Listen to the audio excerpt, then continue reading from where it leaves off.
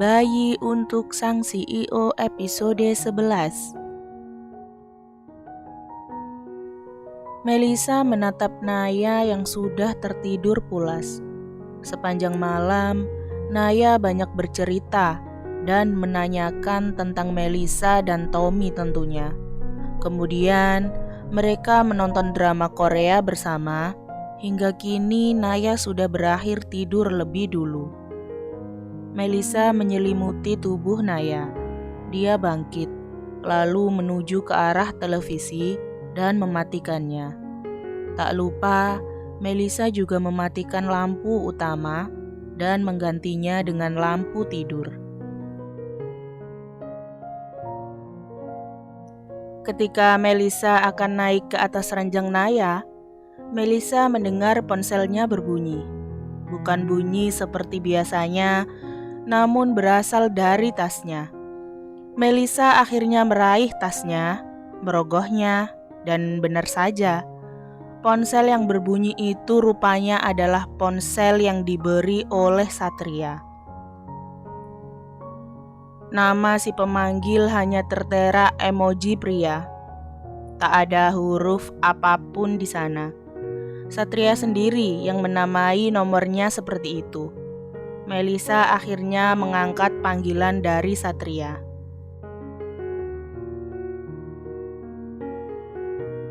Halo? Naya sudah tidur kan? Satria bertanya tanpa basa-basi lagi. Melisa menatap ke arah Naya. Bisa saja dia berbohong, tapi... Datanglah ke kamarku. Perintah itu terdengar seperti sebuah keharusan.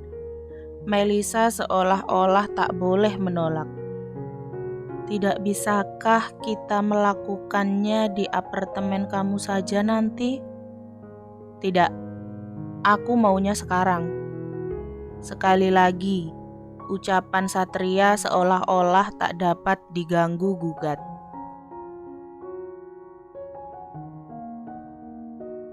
Di mana kamar kamu?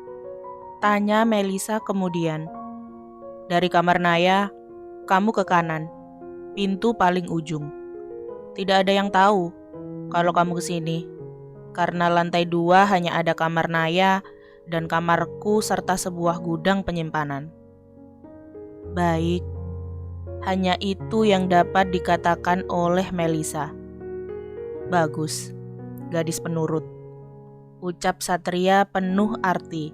Setelahnya, panggilan tersebut ditutup.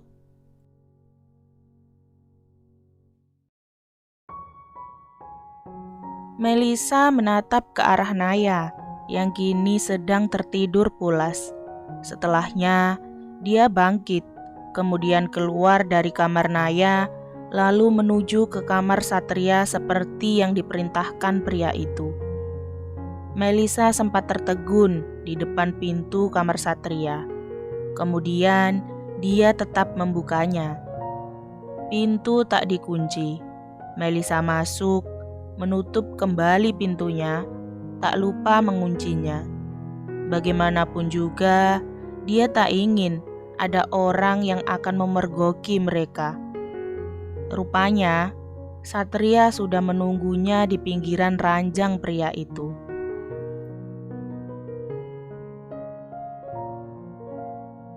Satria sedikit tersenyum miring. Kemudian pria itu tampak bangkit dan berjalan mendekat ke arah Melisa. Jemarinya terulur dengan spontan, mengusap lembut pipi Melisa. Sebelum kemudian dia semakin mendekat, menundukkan kepalanya, lalu menghadiahi Melisa dengan cumbuan lembut di bibirnya. Ya, Satria bahkan tak membuka sepatah kata pun. Sedangkan Melisa pun demikian. Melisa tidak menyangka bahwa Satria akan melakukan hal ini padanya.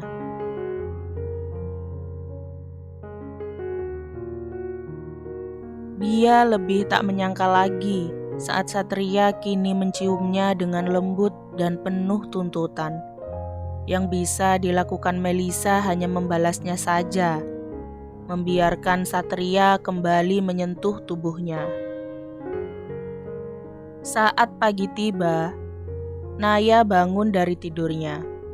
Dia tersenyum saat mendapati Melisa masih tidur di sebelahnya dengan posisi meringkuk miring membelakanginya. Naya lalu bangkit. Dia memilih untuk segera membersihkan diri tanpa membangunkan Melisa lebih dulu.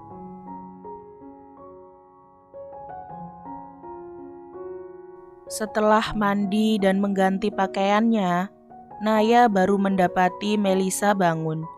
Jika biasanya Melisa bangun lebih pagi, berbeda dengan pagi ini yang tampaknya temannya itu kelihatan lelah. "Kamu sakit, Mel?" tanya Naya kemudian. "Kalau sakit, gak usah berangkat kerja. Aku baik-baik saja kok." Melisa bangkit dan akan bersiap menuju ke kamar mandi.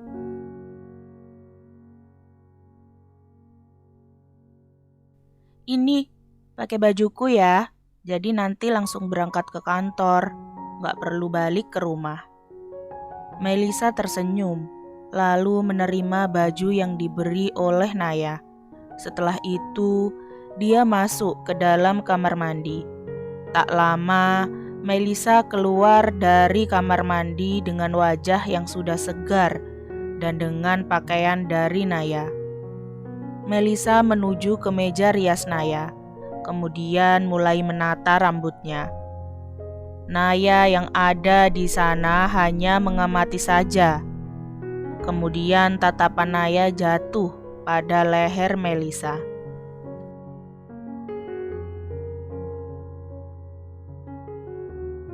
Di mana di sana terdapat beberapa warna kemerahan. Seperti Naya mendekat ke arah Melisa seketika sebelum dia berkata, "Tunggu, Mel," sembari mengamati warna kemerahan yang ada di leher Melisa. Melisa yang sadar segera menghindar dari Naya dan mencoba menutupi apa yang ada di sana. "Itu apaan?" tanya Naya ingin tahu. "Bukan apa-apa." Melisa masih mencoba menghindar.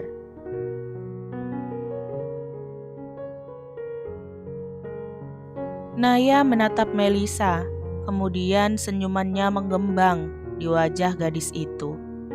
"Ayo jujur, itu bekas ciuman kan? Is, kamu nyembunyiin sesuatu dari aku ya? Jangan-jangan kamu udah balikan sama Kak Tommy, tapi kamu belum mau cerita sama aku. Atau mungkin kamu sudah ada cowok baru?" "Naya," Melisa berseru. Dia tak suka saat Naya menebak-nebak apa yang dia pikirkan, lalu mengira bahwa itulah kenyataannya.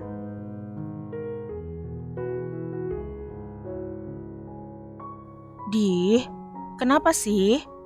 Kamu masih malu? Belum mau curhat? Oke deh, tapi nanti harus curhat, oke?" Naya benar-benar tak ingin jika Melisa menyembunyikan sesuatu darinya.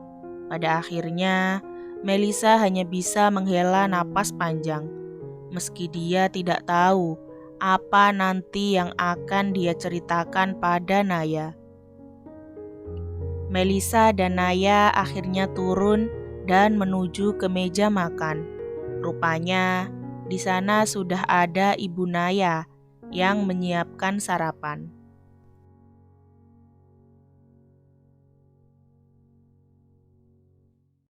Tak lama setelah Naya dan Melisa duduk di kursi meja makannya, Satria menyusul. Ekspresi wajah pria itu tampak segar, sedangkan Melisa hanya menunduk karena enggan mengamatinya lebih lama lagi. "Pagi, Kak. Oh iya, Kak Satria berangkat ke kantor juga kan?" sapa Naya memecah keheningan. "Pagi." "Iya, kenapa memangnya? Kamu mau ikut?" tanya Satria kemudian.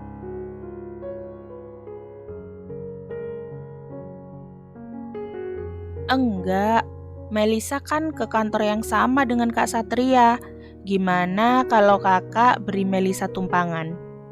Nay, Melisa sungguh tak menyangka bahwa Naya akan berakhir dengan sangat menyebalkan seperti ini. Kenapa sih Mel? Kan biar praktis. Soalnya aku nggak bisa antar karena harus ke kampus pagi ini. Iya nak, Nak Melisa kan jadinya nggak perlu cari kendaraan umum lagi. Ibu Naya menyetujui apa yang diusulkan Naya.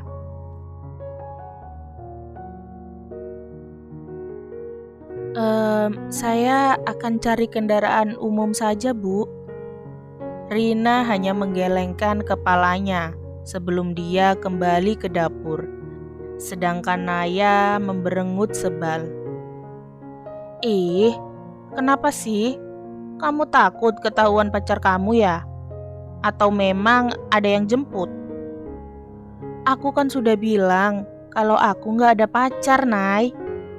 Melisa mulai sedikit kesal. Lah, itu apa yang di leher merah-merah? Kak Satria kan lebih dewasa. Pasti tahu dong apa yang ada di leher Melisa. Satria melirik ke leher Melisa.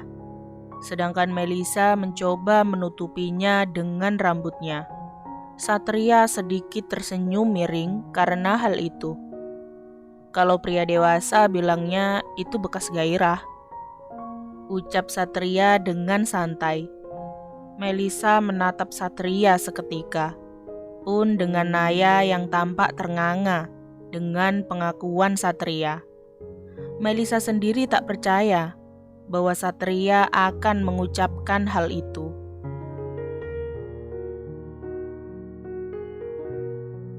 Bukan tanpa alasan, karena hingga sekarang Melisa dikenal sebagai gadis yang belum menikah.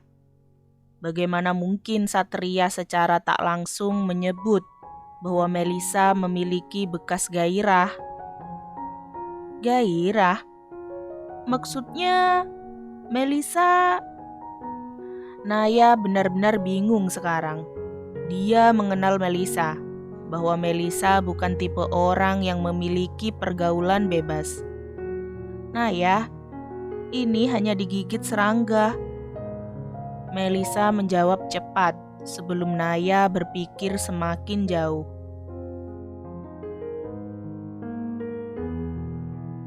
Ya, serangga pria. Satria tak mau kalah hingga dia mengoreksi ucapan Melisa masih dengan tenang dan santai.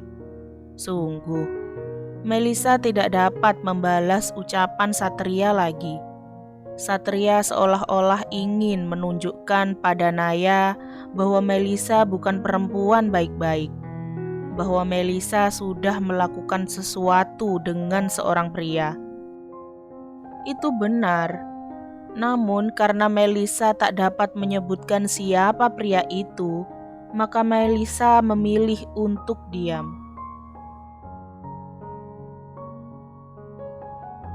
Naya yang mendengar koreksi yang diberikan Satria akhirnya tertawa lebar.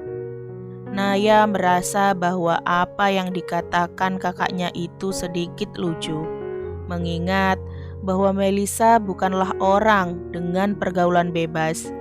Jadi, Naya berpikir bahwa Satria kini hanya sedang menggoda Melisa. Satria menghentikan mobilnya ketika mereka sudah sampai di sebuah halte yang letaknya cukup jauh dari rumahnya. Melisa yang duduk di kursi penumpang sebelah Satria akhirnya menatap ke arah Satria dengan sedikit bingung. Aku hanya bisa antar sampai sini. Satria berucap dengan nada dingin. Melisa mengerti. Dia akhirnya membuka sabuk pengamannya, kemudian dia bersiap untuk turun. Tapi sebelum turun, Satria rupanya sudah lebih dulu membuka suaranya lagi hingga membuat Melisa menghentikan aksinya seketika. Kuharap kamu tahu di mana posisimu. Melisa menjawab, aku selalu tahu di mana posisiku. Bagus, maka lupakan kalau kamu mau balikan sama mantan kamu. Lanjut Satria lagi dengan nada penuh penekanan. Melisa tidak lagi menjawab karena dia memilih untuk segera pergi keluar dari dalam mobil Satria. Setelahnya, mobil Satria melesat meninggalkan Melisa di halte tersebut.